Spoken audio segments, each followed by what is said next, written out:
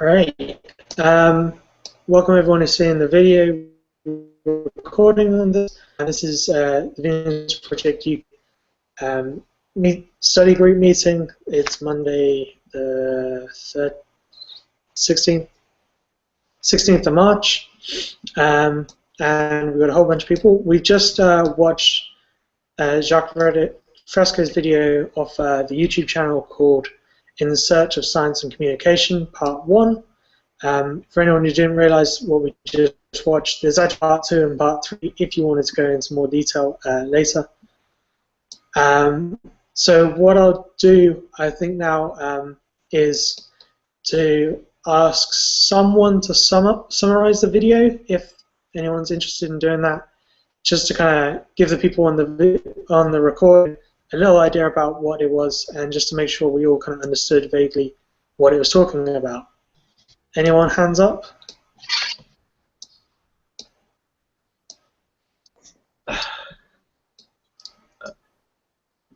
No? I guess I can give it a go. Yeah, it only needs to be short, like just a minute, like not even a minute, just a summary of the topics. Well, I guess Jacque was just exploring the semantics of how, in the current system, involved in different culture. Well, everyone is engineered direction of the world. We kind of seek to communicate only when we're looking to gain an advantage over someone else, and then are limited in manipulating others to gain a certain position of power in relation to them, which is an interesting concept, and one I've been struggling with since reading this Tyranny of Words book.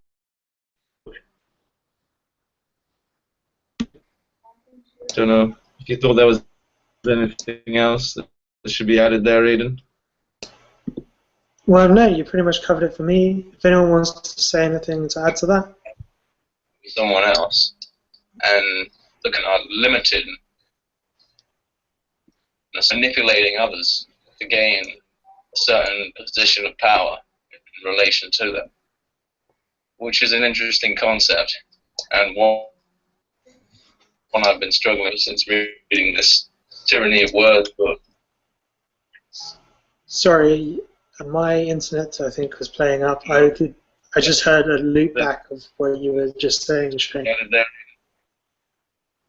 Yeah, Well, that was interesting to listen to myself. If anyone wants to say anything to add to that. Someone else, and looking at limited, manipulate. Sorry, Shay, that seemed to be coming from your computer. So I've just muted you for the moment. Hopefully it'll sort itself out. Unmute yourself when you want to chime in, okay?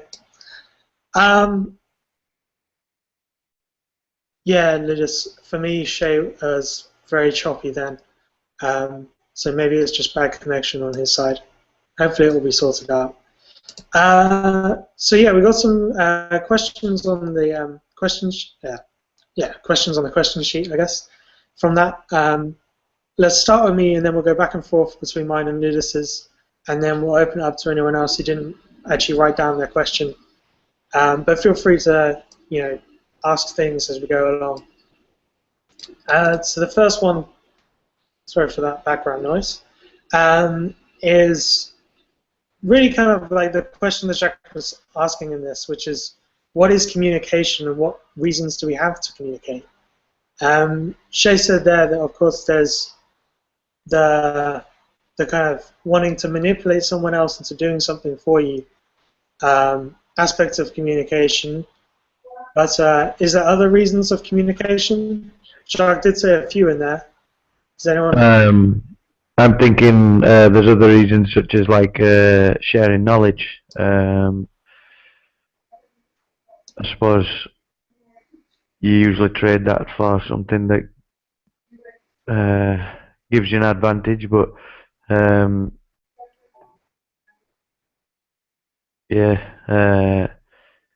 just communicate, teaching like the youth, the next generation, what you've already learned or your past mistakes. So that's another reason, I suppose. Yeah, To I think communicate. it's a means of communication at the moment where it's the only thing we kind of learn. It's our educational system at the moment is teaching us to communicate in a way where we're using languages but not necessarily communicating in the correct manner. I don't think words really describe how you're feeling a lot of the time, and I think we use the wrong words to describe how we're feeling.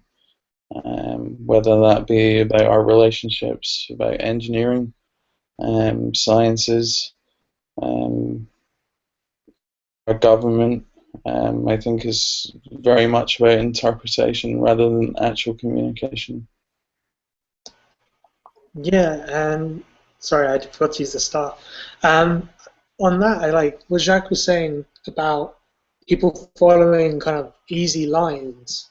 It seems to fit in, especially when you're talking about, trying to put words to your emotions and things, because very rarely is an emotion that I'm trying to describe fit into one of these kind of standard words, but it's easy to just go into normal, oh, I'm all right, I'm cool, I'm okay, everything's good, but like really that doesn't come close to the actual complexity of what you're going through at a certain time.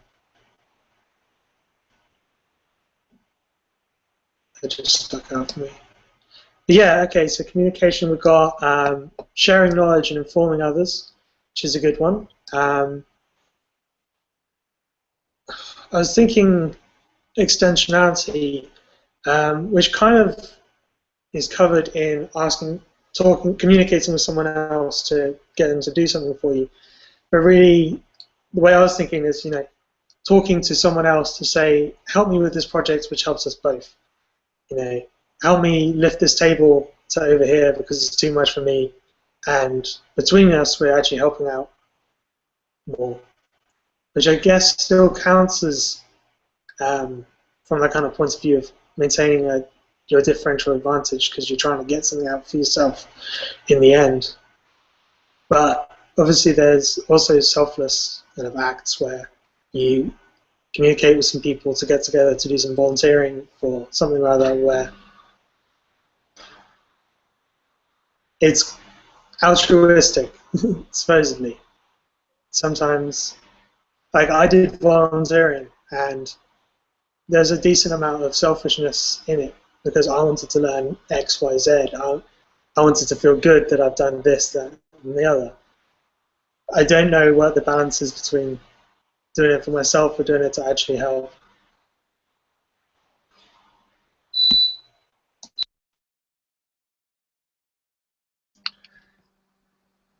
Oh. Okay, well maybe that has gone quite off topic. Okay, Shay, there you go. Yeah, no problem. I just thought I'd throw in the star system to get it rolling for us all. um, that's a really interesting concept, actually. I was going to just point out, I've been talking about this kind of subject very recently as well myself. Like I've been reading into semantics quite separately, and I find it quite hard as well.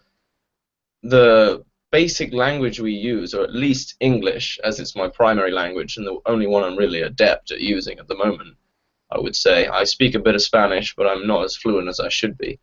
It almost speaks in absolute values, and it's really hard to define something in absolute terms. I mean, that's why I really have been getting into maths recently, even though I've studied maths for a long time, but I never really understood how different it was to actual English language until I started understanding a bit more about semantics and that kind of process, like can express how one thing varies in relation to another.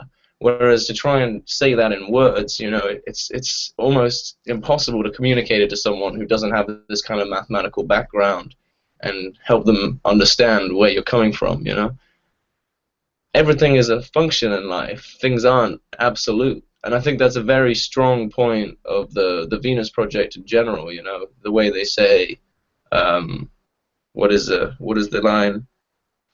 No utopias, no final frontiers. Everything is subject to change. Don't know if anyone has any points of view on that.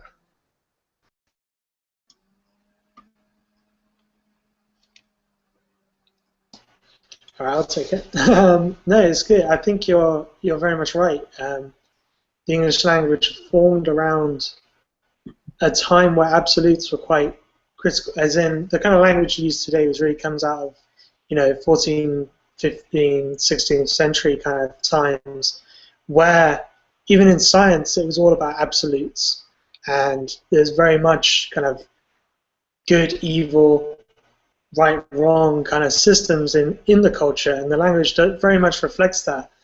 And I kind of know what you're saying, but as a shortcut, I go back to using absolutes because it's very hard sometimes to say.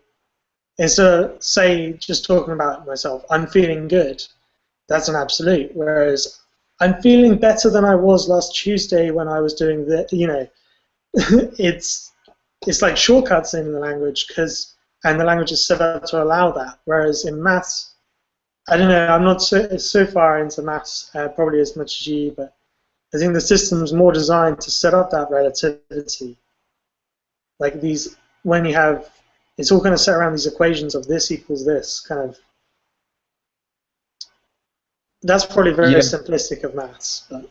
No, but you're totally right. And the thing with maths as well is that ever since Einstein, at least, it's been a real important reason to understand that everything is relative. So we try and avoid absolutes in their entirety. I mean, an absolute in maths is like, I don't know if you've ever seen the speed of light. C equals 2.998 times 10 to the 8 meters a second. That would be almost an absolute term in mathematical language. But whenever you write a formula or something like that, you have to know that it's pretty much what's it called? Oh, Lyodis. Yeah, please take it away. Yeah, okay, so this is not going to be a dig, but I've literally just learned myself about 6 months ago that apparently speed of light is something that most of the physicists really like to keep under wraps just for simplicity purposes, but it does vary. From year to year, it actually varies milliseconds or whatever it is, and Rupert Sheldrake, among his other, I don't know, seems pseudoscientific babble, had a very good point saying that, you kind of cherry pick of what we choose as science, and then we say that speed of light is constant when it's not. So that bit made sense. There's a TED talk, that bit, is relevant, but then he talks about mice having genetic remnants of other ancient knowledge and shit like that. So, I just thought that this is relevant. Cool, thanks, Eunice. I always wondered what was up with speed of light being the only constant in the universe. Good to know it's not.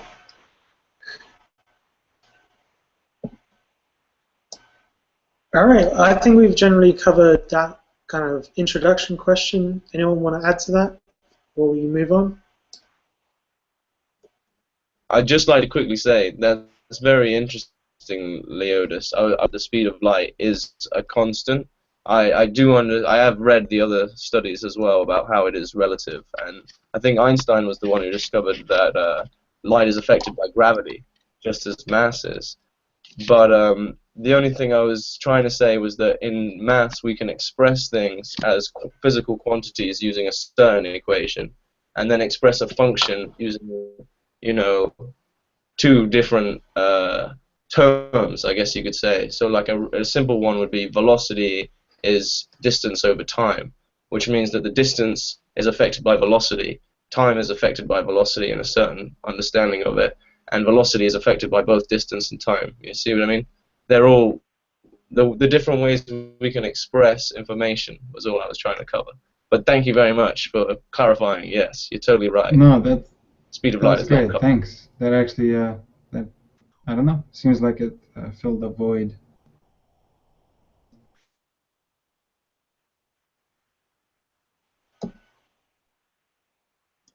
Cool. Ludus, do you want to ask one of your questions?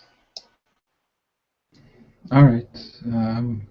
Yeah, well, Jacques said communication depends on the state of technology. It really didn't stick. I have no idea what he means by that. Does he, you know what I mean? Because is he talking about technology as in your monitor and your mouse and keyboard, or is he talking about communication, technology of communication? Just This is just a stab. I'm probably completely wrong, but maybe he's talking about like he was talking about to begin with the prince that was sending the gifts to the woman to try and get her to yield. So maybe he's uh, trying to say that using the technology as a tool to communicate. So the better the technology, the more efficient, the more clear it is, the better we can communicate. But I might be wrong with that.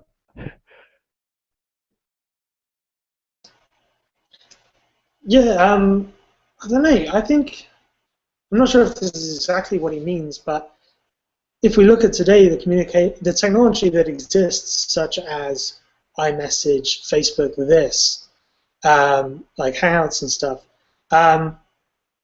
this that changes the world of communication and what it means to a certain extent, at least. Whether it's necessarily better or worse at getting across your point than having to ride a horse halfway across the country to have a chat down the pub. But it's the technology in the environment that shapes the way we communicate.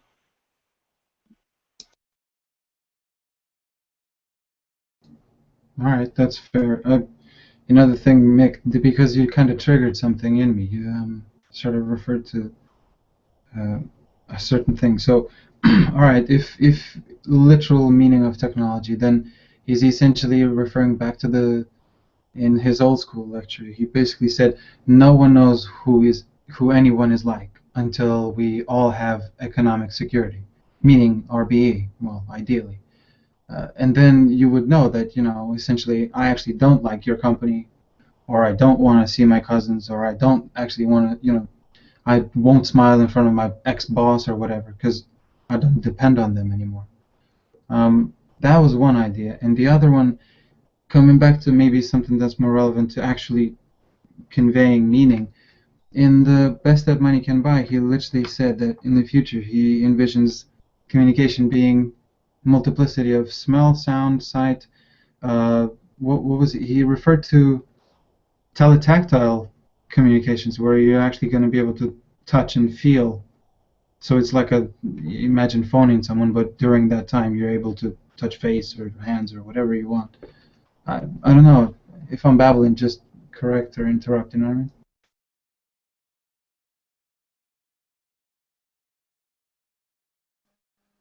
No, that's very interesting. I was going to explore as well, just quickly, how even not futuristic technologies, but have you noticed how a lot of DJs and people who can modulate music have tried to express sort of ideas almost musically? And I think Jacques has previously spoke about how maybe in the future we'll have separate forms of communication for physical truths in a certain way, like science is trying to develop now, and a sort of emotional understanding through expression. I think I'm not sure if it was him or a different scientist altogether, or a different researcher, who said that maybe music would be another form of communication in the future. But also, if you look at video in a way, it's already really easy to communicate an idea much more fluidly through a visual imaging as well as hearing. So it's very likely that that's the kind of thing he's communicating about. He's trying to make reference to. Maybe we just need to be able to stimulate more than a single sense to really perceive information in that way. Sorry, Linz, you could go on now. Yeah, I'm looking at it from a slightly different perspective, perhaps, but perhaps it's actually about feeling. Now, when I say that, I'm on about the chemical balances which are happening in your neuroreceptors in your brain, how you might feel with guilt, how you might feel with anger, how you might feel with love, how you might feel about extreme circumstances, and actually have an understanding of how that makes someone feel from a body's perspective. So not necessarily about a visual impact or hearing, that's senses, but I'm actually on about feelings within a human body, so a different perspective perhaps, but that's just the way I was kind of looking at it.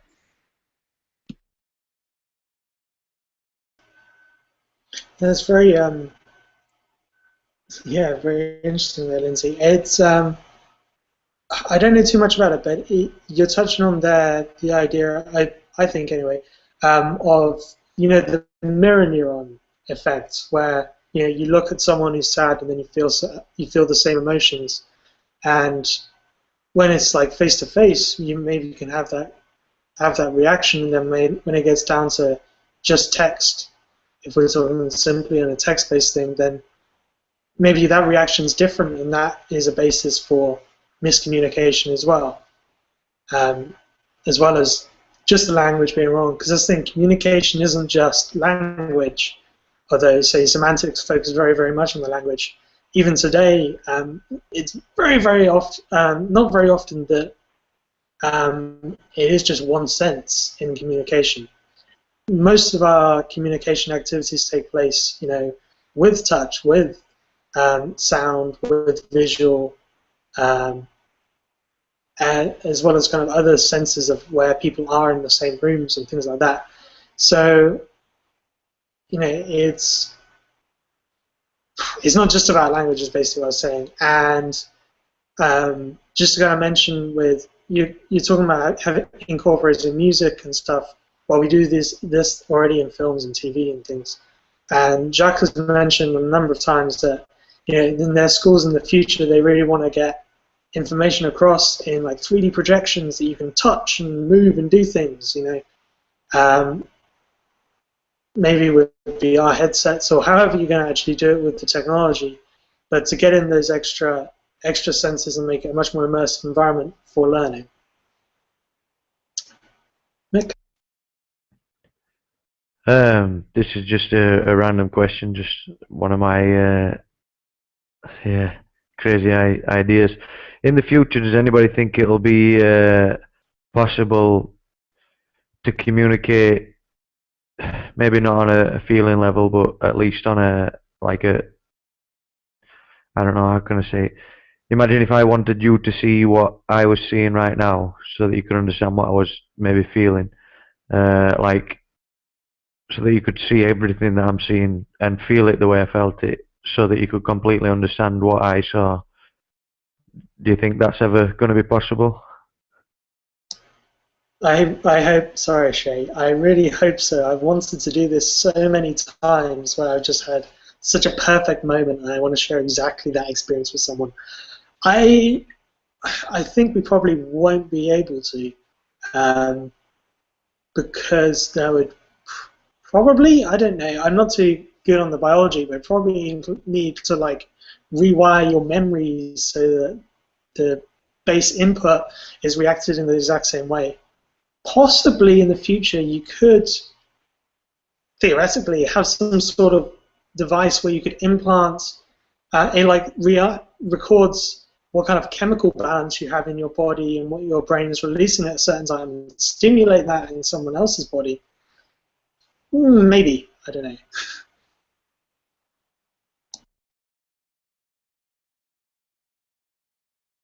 Good question there, Lidas. I haven't actually seen that movie, but I'll have to watch it now. It's actually something we've thought of before. I think, Lindsay, you were there, right? This idea of communication in that form. It's, for me, the only way it would be possible is either electrical stimulation of certain brain cells, if we ever understood the brains in that kind of level, or else if you could put someone in a sort of sensory chamber in which information was perceived entirely as it is normally, you know what I mean? So electrical stimulation of your fingers, visual input, audio input, and taste, everything about your environment would have to be the same for you to ever have anything close, direct, full communication of an idea in that kind of way. One thing I got to say is, if you've ever looked, oh, sorry, Laidus, I don't want to drag on, but there's some people who think that in the future we'll be able to project images which are able to be interacted with materially. You know, like light can interact with matter in a certain way, and it may be possible to almost project yourself in another room on another side of the world, which isn't the same as communicating the same information. Well,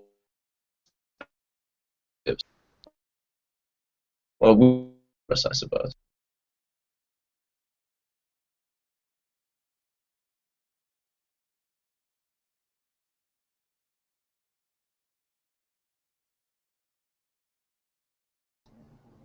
Was it just me, or did everybody else also see Shay get stuck in his delivery? Yeah, I didn't hear most of it. Sorry. Oh, that's a shame. I'm sorry about that, guys. Obviously, I'm not blaming you. Just it seems the misfortune of internet troubles. Well, just to add on. Oh, and also the asterisk isn't supposed to sort of hurry you, Shay. Literally, the only reason why I remembered it is because in previous Hangouts it was just sort of less clumsy. You know what I mean? You see an asterisk and it's like, oh, okay. Once I'm done, there's no pauses. In regards to how it could be done, just with I don't know, mere mortals. You know, us trying to discover this kind of sharing of mental mind. Well, ants already have that. That's why they're called the hive mind. But the only trouble there is I don't know. I literally have not read any research whether or not the queen actually is an essential part for that thing to even work. So, because obviously the only reason why I asked Mick if he means something like in transcendence is because in transcendence, the justification for the possibility of communicating like that, as though everybody is a hive mind, is through nanotech.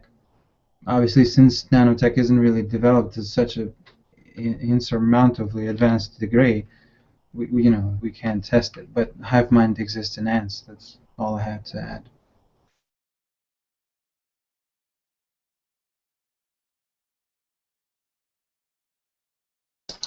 All right. Well, as that's a natural lull, and we've got 5 minutes left until we technically should finish.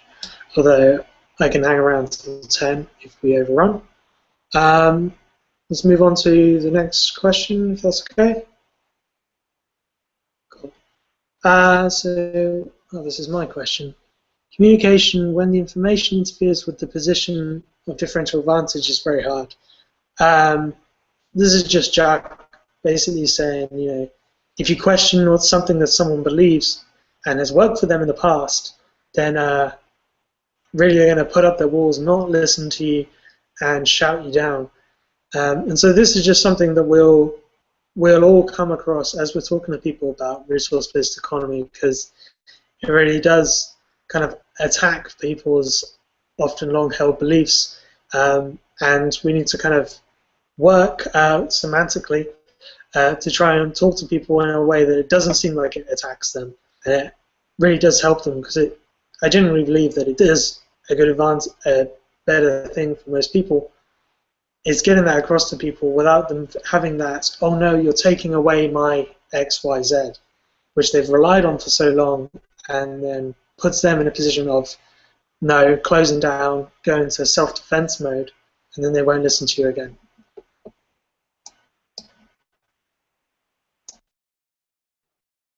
Yeah, I was thinking about this. I think I said it at the beginning before most people dropped in, but it seems easier to talk to younger people because they've not already been taught the old notions, the old values, either from religion, politics, whatever. So it's like I find it harder the older a person is to talk to. But yeah, it's trying to find a way that you can talk to these people without attacking the values. It is quite hard.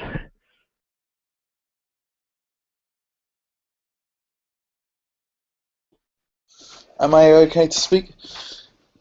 I've spent some time with Shay in the Canary Islands recently, and obviously me and Shay have been looking into this for some time now, a good couple of years. And we actually find it quite difficult to speak to our parents and loved ones about this, our direct family, without kind of not being able to communicate in a sense where people are understanding what we're saying. It's quite a challenging feat to give the information in a way where people can understand it and appreciate it the same way as we all do, so much so that we're actually on a hangout speaking about the issues.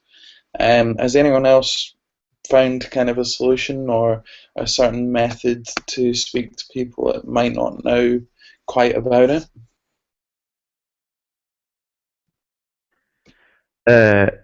I go to a poetry reading, like spoken word nights, and I find that because everybody's got a different variety of topics to go through, like they'll listen to anything and they clap even if you're talking shit, but they're kind of more willing to listen, and the more poetry readings I go to, it seems that a lot of people are saying very similar things. They've just not heard much about like a resource-based economy or etc. So yeah, when it comes to family, I do struggle as well. Again, I try to go for the younger generation when I do talk, but I think because my family is seeing me now, like it's, I'm not going to get famous or anything like that, but like I'm becoming more noted. I'm getting filmed and things while I'm doing my poetry now. So my family are more like they're starting to listen that little bit more. But I mean, I don't know, doing things through music or something like that.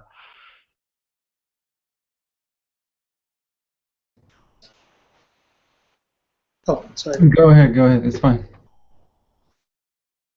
No, well, okay. You're next. Sorry, I didn't see you there. BP, talking to people. So it's very, very good to wait a while, if you know what I mean. When I first came across this, got very eager, wanted to chat to all my mates, all my co-workers about it. And my comprehension of it and my ability to explain it very shortly in, like 30-second minute conversation around the watershed was just not up to scratch. And basically, I ended up giving a poor showing of myself, sounding like crazy, and then people shut down when later on, 3-4 months later, when I wanted to talk to them again, they kind of weren't in a position to then listen to me. A lot of my friends on Facebook unfollowed me because I was sharing too much nonsensy crap before I could really understand what I wanted to explain to them specifically. Which maybe isn't like helpful, but it's kind of useful. Just to wait a little while, make sure you've got a good wrap on it and how you want to communicate it to people before you blast ahead with excitement that we all have. The thing that I found actually quite useful is to talk to people, like edge it into a conversation. Don't even start off with, I want to talk to you about the resource-based economy. Just like talking to people about something, and maybe they're talking about cars, and you can start talking, what about automatic self-driving cars? What does that mean for society? What does that mean for taxi drivers? Or, I start asking these questions that kind of just raise the general concept of resource-based economy, and if they jump on it, then you can start going into more detail, bringing in other bits to fill out the picture. If that isn't like really vague advice.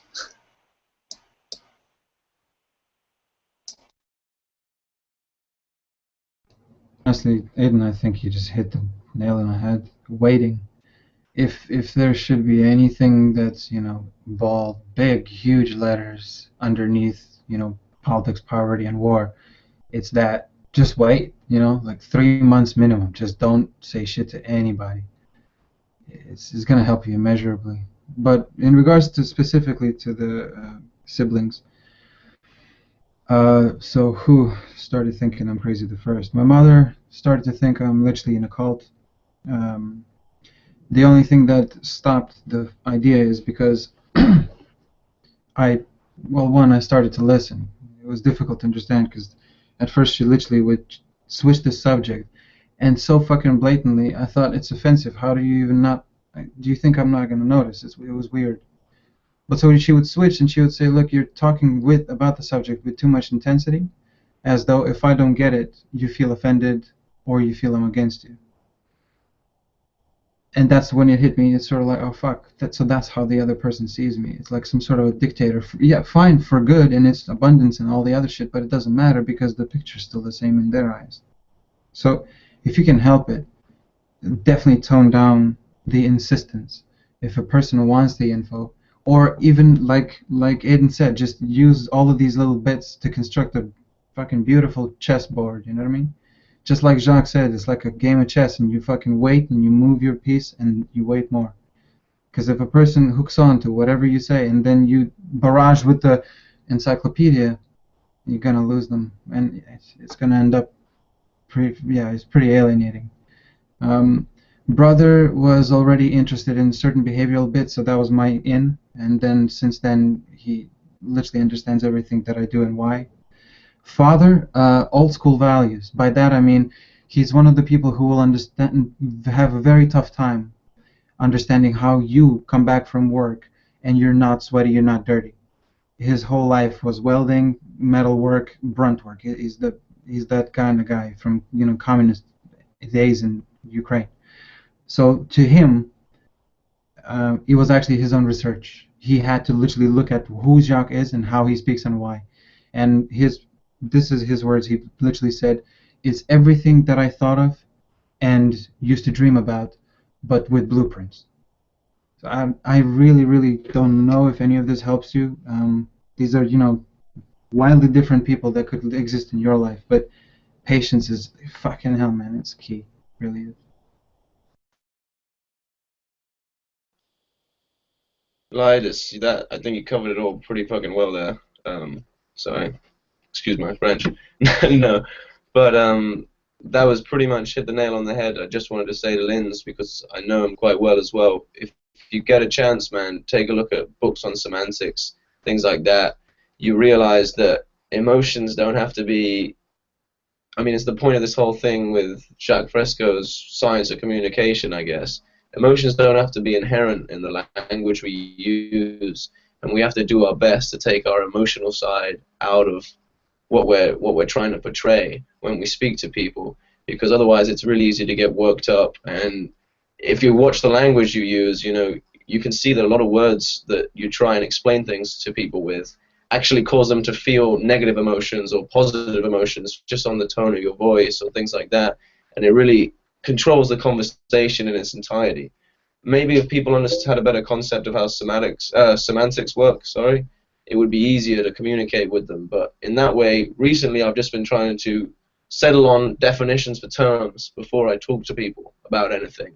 And like he says, ease them in slowly, because it's just so much easier if you go beat around the bush almost and come into it. I guess it's how people are used to hearing about things. They don't really want to they don't want to be told.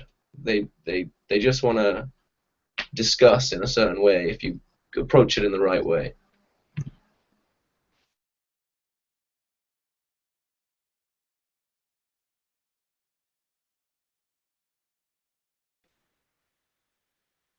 Yeah, thanks. Both of you. You've done a great job there, and I think it's very important for everyone that does get involved with the Venus Project to try and understand that, because from my experiences through other people, through myself, if you approach the subject in the wrong way, you're not going to promote it, you're going to do just the opposite and actually destroy what we're trying to build here. So that question was really directed just so we could get a general view from other people and see what tips you can kind of get, because the information is the most important thing at the moment, so we have to handle it very delicately.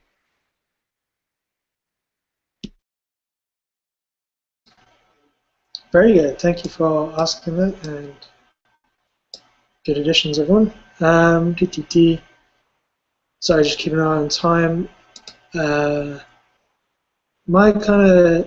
The last question I had, I'll just kind of quickly go through it, so I think Ludus's question is a bit more relevant. I just kind of wrote down, Jacques was talking about ego problems where people kind of feeling you've reached your kind of degree of understanding that's enough to give you a differential advantage, and basically then giving up on learning and giving up on communication as a tool to grow. Yeah, and basically that's just kind of showing a little bit what Jacques was talking about where the differential advantage really is.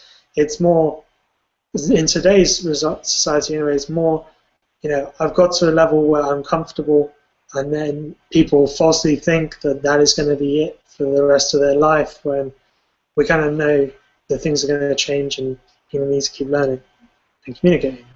So that's that. And we can go on to Ludus's. Okay. I just asked, so what's the point of trying to reach or get to rich and powerful people if they've no need for knowledge of TVP and its proposals, which is, as we can see, Cameron's behavior and the rest of the vested interest folks? Fracking, oil, blah, blah, blah, this and the other. Transport is not changed, and innovations aren't used because there's no money in it. Obviously, I'm speaking quite ignorantly because now it seems quite a few countries are changing things, even if it is patchwork, but there's some change, This and the other country, 100% solar delivery, and obviously it's not enough, but I can no longer say that, nobody is doing anything. Still though, so my question is that exactly, how are we to then, present, because Jacques actually refers to this himself in one lecture. He says, they already got a car, they got a yacht, and you're talking about a world which doesn't exist. So, I mean, I suppose there's a point to that statement of his, but how are someone like me, a layman, how am I to take that phrase, if not pessimistically? That's my question. I think we've got to think about how we look at them now. I mean, doesn't most people in the world hate everybody at the top when they see everybody else suffering so much?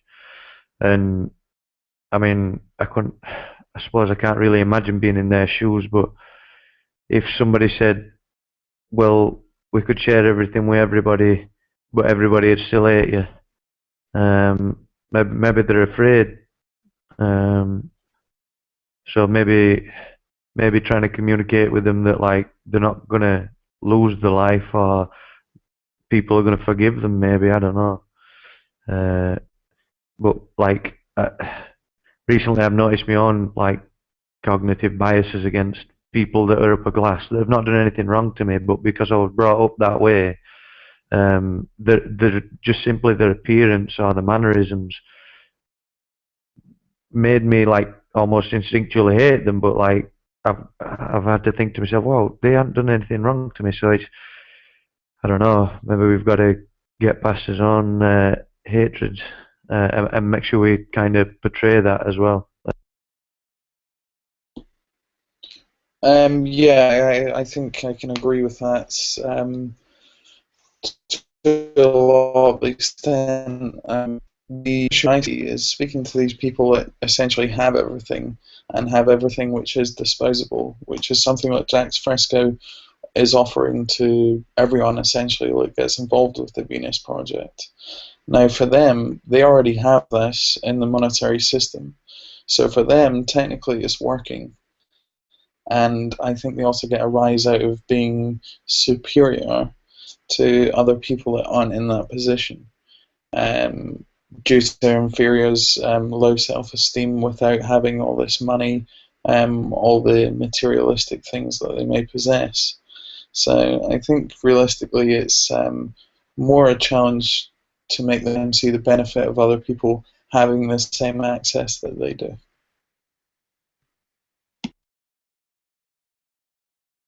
Then that's all right. Well, but that seems to lead me to think that the final nail in a coffin, so to speak, then is in fact a collapse. So just like Jacques keeps talking about, there needs to be enough pain, whatever the mass consensus will see as enough pain, to just put the foot down and say, that's it, I cannot pay my rent, my brothers are starving, fuck this.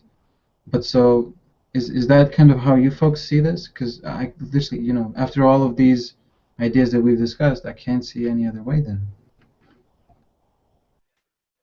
Yeah, I kind of agree. It's got to be some sort of collapse, but I look at like the poorest countries, and they're still going. Like, you know what I mean? It's scary. It's like how long are we going to have to wait before England and America gets to that to a third world state? But not just that. I hope. I don't know what use there is in hoping, but I can only hope that things like just the increase of technology at some point gets to a stage where, like Jeremy Rifkin talks about, that the capitalism will like decrease. But yeah, other than that, we'll probably end up destroying ourselves. Yeah, it's basically for these rich, powerful people. The Venus Project, it really is the same kind of positives that it has for the rest of us. They just have this starting situation which is different. And I don't know, it might get to the point, maybe before collapse, with imminent collapse, where these people do start to have to fear for the reappropriation of their goods by leftist crazies or whatever, that they can then, the Venus Project then goes, we understand where you've been. We will be able to provide you with safety with everyone else, be able to reintegrate you with everyone else. There's not going to be any sort of tearing down of the 1% with the Venus Project. It's going to be the building up of everyone else. And maybe for them, that's where it is. And it's the same with what the Venus Project has done, where our support comes from today. It's from the people who are really being affected by the slowly worsening times, if you know what I mean. In a couple of years, we're going to have an influx of taxi and lorry drivers when those jobs start getting automated. When, these kind of things is going to start affecting rich people as it does. Automation affects CEOs just as much as it does the frontline worker. It's just, proportionally, there's a lot less CEOs than there are frontline workers. So they're going to be getting affected by this, and they're slowly going to come around as the situation evolves. But yeah, it probably requires things to get a bit worse for them before they get a kick up the bum.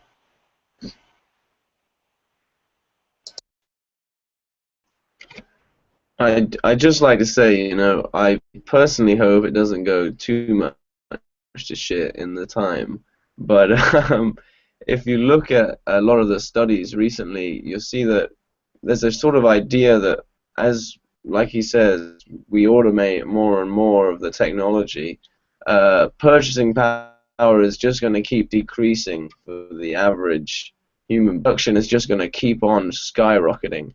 So I think it'll be, not super soon, but as if we wanted it to be, not us, but everyone, it could happen much faster than it is. But, I wouldn't, get too down on it. Don't be too pessimistic about the subject, because you didn't make the world this way. The world was given to you this way, in a sense. You can just keep working towards help for when everything crashes down, I guess. Don't go too much to shit, is all that's all I can hope. I think what Jacque said something about emergencies, and I think it's that we've got to have a new emergence. It's got to emerge like there was cavemen, Tudors, Victorians, whatever. You know what I mean? We have changed a lot from what we used to be. It's just this final one's going to take a bit more of a kick, I think.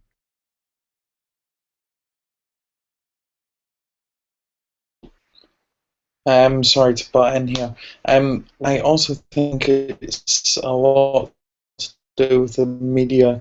I think the world as it is at the moment, has got enough issues. If it was actually perceived in the way that's true to this planet, I think we're actually in a state now that would cause change, that would actually cause the Venus Project to kick in. So I think we need to perhaps find a way of actually getting this information into the mainstream, a lot like Netflix has done, to be honest. They've brought a lot of things in, Zeitgeist, Future by Design, one of the first videos I saw Jay actually, was on the American Netflix. So I think media has a lot to do with it, especially the news.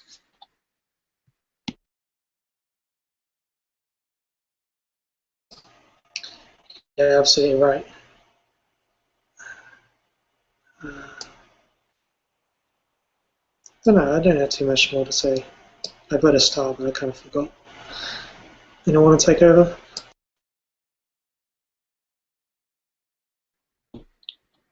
I'm gonna catch some Z's in a minute, so I'll see y'all guys later.